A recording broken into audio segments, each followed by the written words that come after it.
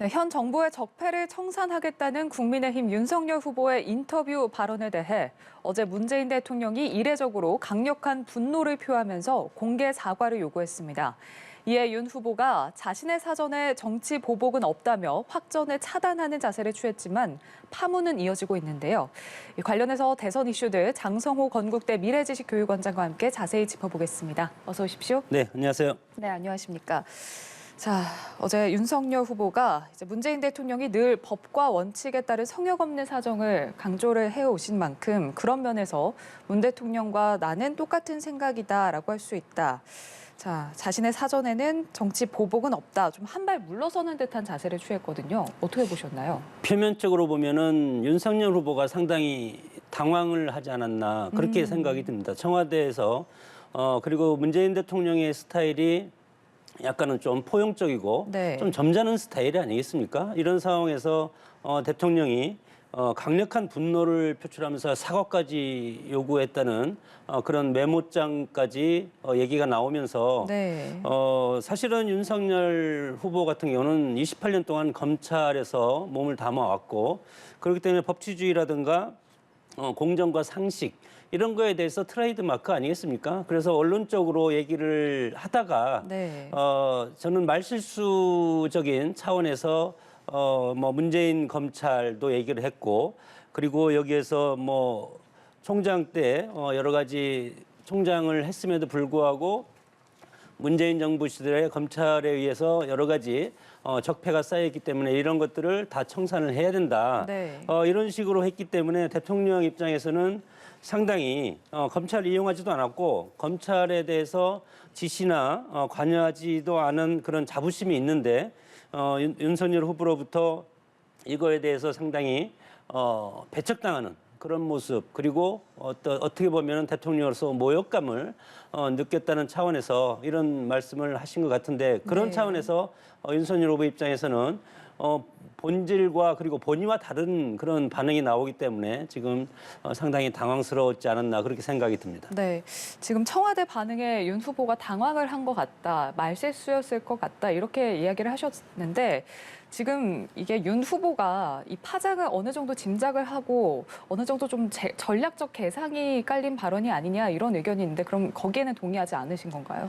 뭐 저로서는 윤석열 후보가 지금 여론적 지표에서 5% 정도 상시적으로 앞서 있지 않습니까? 네. 그렇기 때문에 앞서가는 후보 입장에서 사실은 지지층을 강하게 결집할 필요성보다도 이것을 유지하면서 적당히 대선판을 끌고 가는 그런 전략이 상당히 필요할 것인데 네. 지금 윤석열 후보가 통상적으로 한 40% 정도 지지율이 나오고 있고 문재인 대통령의 지지율도 지금 국정 지지율이 40% 정도 나오고 있기 때문에 비슷합니다. 다만 여기에서 이재명 후보의 지지율이 35%를 등락을 거듭하면서 5% 정도 지금 문재인 대통령 지지율보다 적게 나오고 있는 상황 아니겠습니까?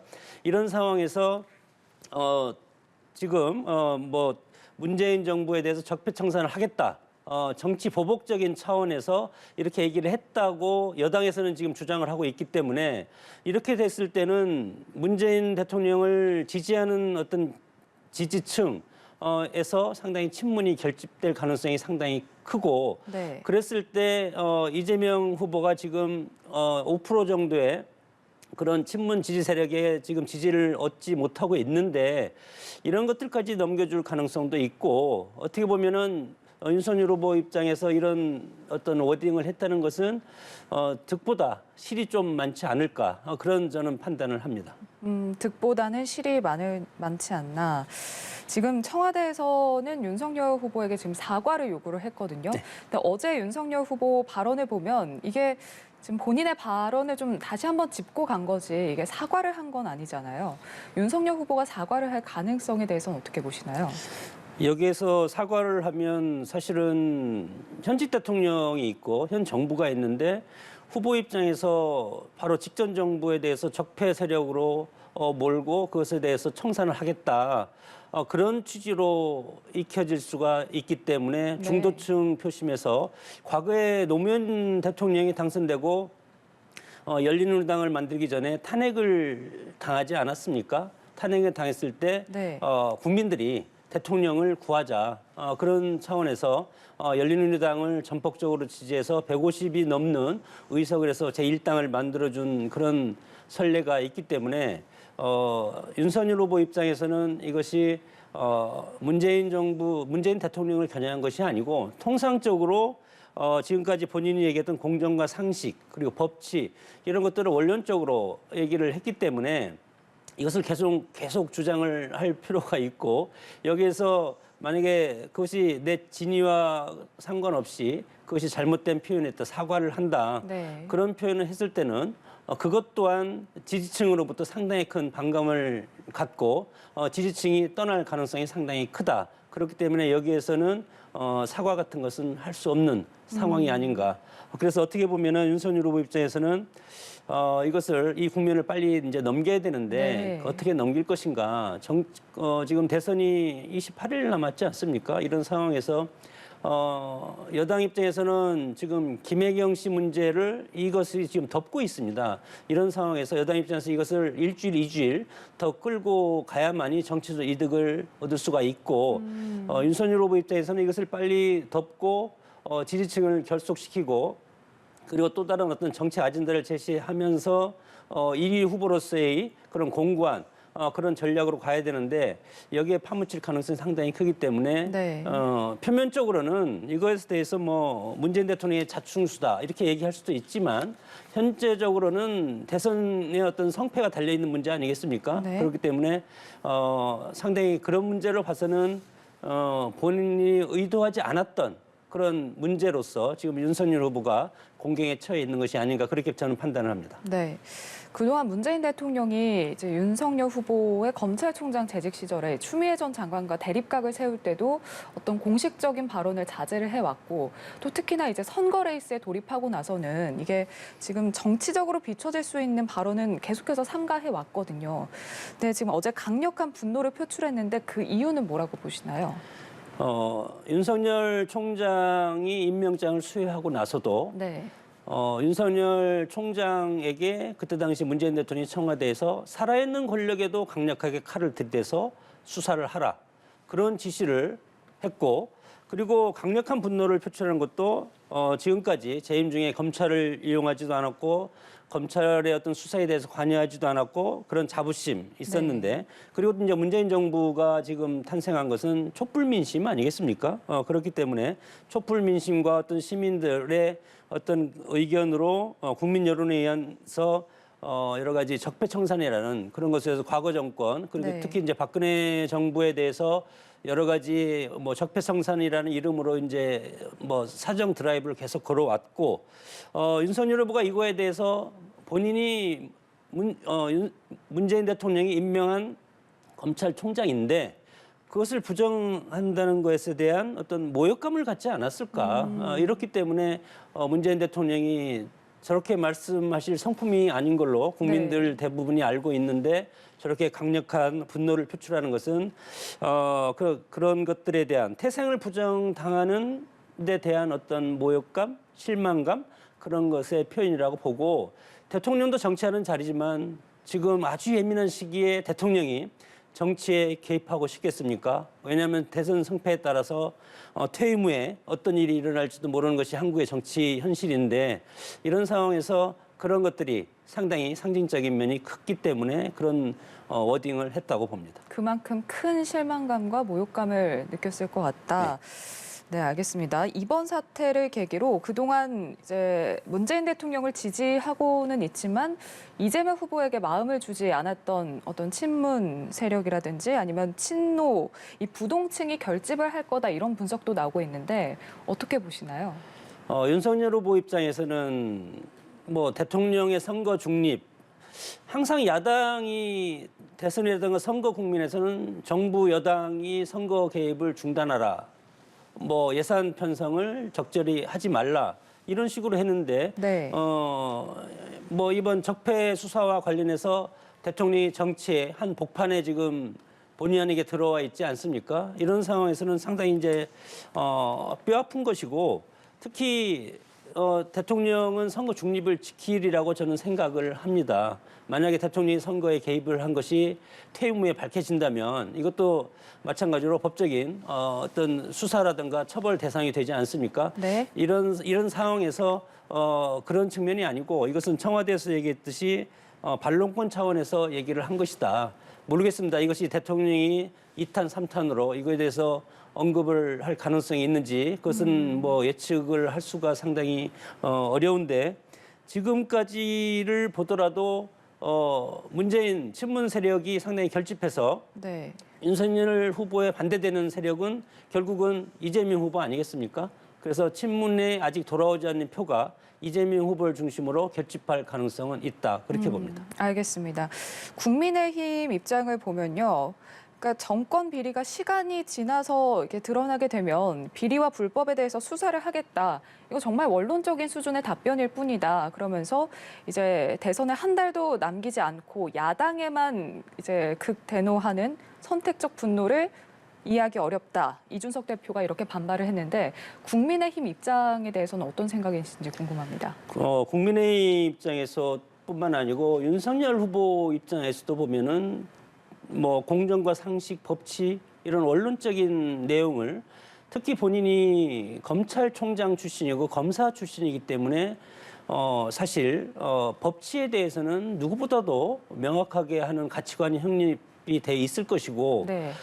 그리고 이 시대가 공정을 상당히 중요시하는 그런 시대 아니겠습니까? 그렇죠. 그렇기 때문에 어떻게 보면은 특히 2030 세대들도 공정에 대해서 상당히 예민한 반응을 보이고 있고 윤석열 후보가 지금까지 내세운 여러 가지 공정의 가치 이런 것들이 2030 세대들이 상당히 열광했던 것은 사실이다.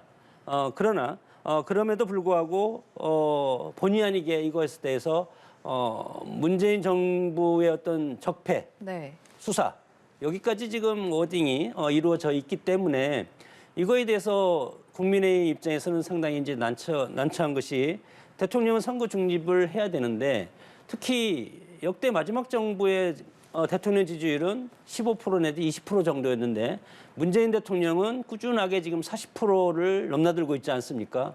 이렇기 때문에 야당에서도 대통령을 지지하는 중도 표심뿐만 아니고 친문 표심이 네. 이 기회에 결집을 해서 이재명 후보한테 갈 가능성이 있기 때문에 그것을 이제 견제하고 싶은 그런 마음일 겁니다. 네. 오늘 저녁에 이제 두 번째 사자 TV 토론이 열리잖아요. 네. 이 내용이 이제 토론회 이제 적폐 수사 발언이 토론회에서 다뤄질 가능성이 커 보이는데 지금 이재명 후보가 관련해서 총 공세를 하지 않을까 싶은데 어떻게 보시나요? 당연히 이것은 중요한 문제이기 때문에 네. 그리고 후보 입장에서는 본인한테 유리한 카드는 국민들한테 어필해가지고 지지율을 끌어올릴 그런 것들은 뭐 당연한 거 아니겠습니까? 네. 이런 상황에서 이재명 후보 입장에서는 이거에 대해서 공격을 함으로써 이것의 진실이 뭐냐? 정말 문재인 정부가 그렇게 적폐를 쌓았냐?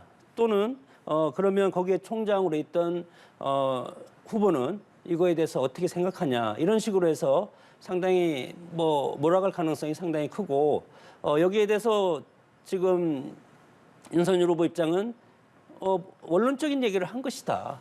역대 정부에서 보면은 정권이 바뀌면 지난 정부에서 일어났던 여러 가지 그것을 소위 말해서 이제 개혁이라고 하고 쇄신이라고 하지 않습니까? 네. 그런 것들을 문재인 정부 와서 이제 적폐라고 상당히 오랫동안 이런 단어를 썼기 때문에 적폐청산을 해왔기 때문에 그런 원론적인 수순 그리고 대통령은 국정의 최고 책임자로서 어떤 문제, 정권적인 문제가 일어났거나 아니면 뭐 위법적인 상황이 일어났는데 그것을 그냥 보고만 있겠냐 그런 원론적인 것으로 얘기를 한 것이다. 이렇게 이제 방어 논리를 로 할 가능성이 상당히 크고 네. 지금 윤석열 후보가 그랬지 않습니까? 우리 문재인 대통령 해서 이제 우리라는 표현을 써서 네. 상당히 포용적으로 뭐 내 사전에는 이거에 대해서 뭐 정치 보복은 없다 이런 식으로 이제 얘기를 하는 것은 지지층의 결집이라든가 이런 것을 끊어야 되겠다는 그런 전략적인 측면이 있다고 봅니다. 네,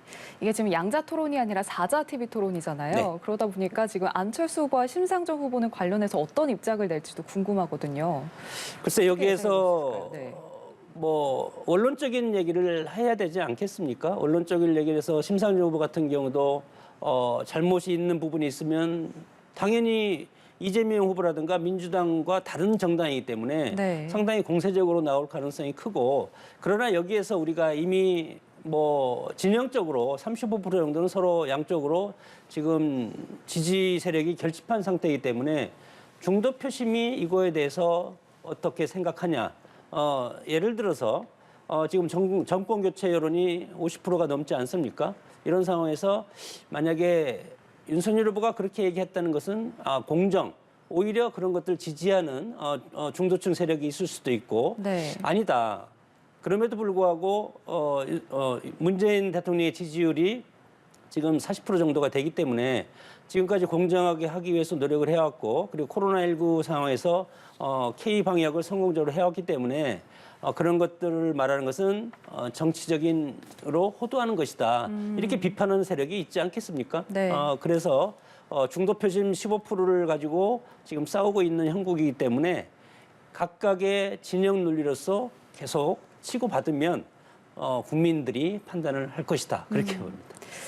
자, 그리고 지금 이재명 후보 부인 김혜경 씨 관련해서 과잉 의전 의혹, 그리고 법인카드 유용과 관련해서 추가 의혹이 계속해서 이어지고 있거든요. 이제 1차 TV 토론에서는 가족 리스크가 다뤄지지 않았는데 지금 계속해서 추가 폭로, 추가 의혹이 이어지다 보니까 이번에는 배우자 공방이 2차 TV 토론에서 테이블 위에 올라가지 않을까 싶기도 한데 여기에 대해서는 어떻게 보시나요? 이재명, 윤석열 후보 입에서는 나올 것 같지가 않고요. 네. 배우자 리스크가 워낙 크기 때문에 서로 상대방 부인에 대해서, 네. 배우자에 대해서 비판적으로 공세를 하는 것은 내 얼굴에 침이 뱉는 것이 아닌가. 이것이 이제 비호감 대선의 한 원인이지 않습니까? 그럼에도 불구하고 국민들이 알고 싶어하는 것은 배우자 리스크입니다. 그래서 네.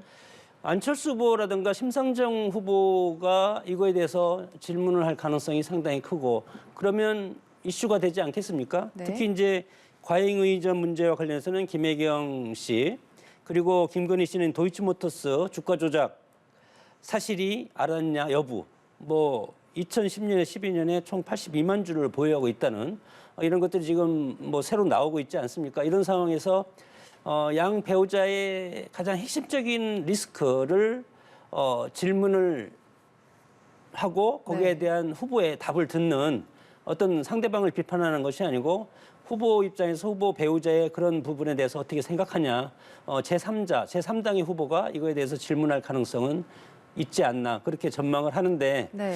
물론 배우자 문제이기 때문에 상당히 가족 문제지 않습니까? 본인이 가족이면 과연 그것을 질문할 것인가, 이런 것도 있지만 정치인들 입장에서는 국민들한테 이런 것들을 알려줄 정치적 의무가 있는 직업이 정치인이기 때문에 네. 그런 질문은 나와야 된다고 봅니다. 윤 후보 입에서 먼저 나오지는 않을 것 같다. 네, 알겠습니다. 장성우 건국대 미래지식교육원장과 대선 이슈들 자세히 살펴봤습니다. 오늘 말씀 고맙습니다. 네.